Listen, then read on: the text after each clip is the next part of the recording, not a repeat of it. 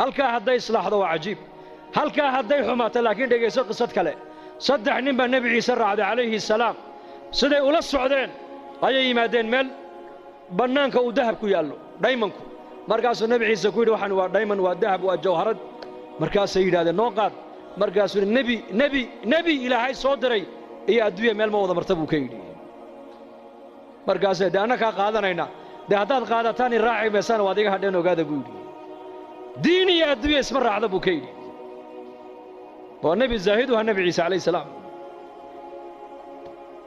saddexdii nin way ka hadheen baa layidhi nebigii ayaan darrada eeg markaasay dahabkii qaateen way la socdeen way la lugeeyeen magaaladii markay u dhowaadeen bay yidhaahdeen haddaan maalin galno waa lanaga dhici habeen han ku beegno laakiin waa gaajoonaynaa way tashadeen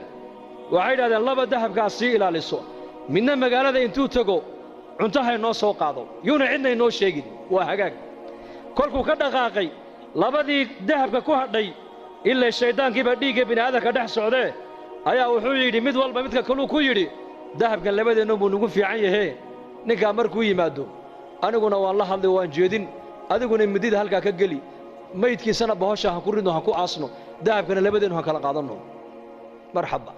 kiina uu sii socdaa shayddaanka isagana dhiiggiisii ku dhex jiro wuxuu ku yidhi dahabkan adigoonbuu kugu fiican yahee cuntada intaada soo cun iyakana u soo sumee markay dhintaana dahabka iska qaado maxaa ka dhacay kula tahay meeshaas uu yimiday cuntadiibuu u dhigay isagii bay khaarijiyeen cuntadii bay cuneen iyagiina way iskhaarijiyeen nebiyullaahi ciise calayhi salaam ayaa soo maray dahabku halkii yaalla iyo saddexdoodii oo mayda markaasuu xawaariyiintii ku yidhi adduunyadii ubadkaygu sidaas ku galeen eega buu ka yidhi waa kaas halkaas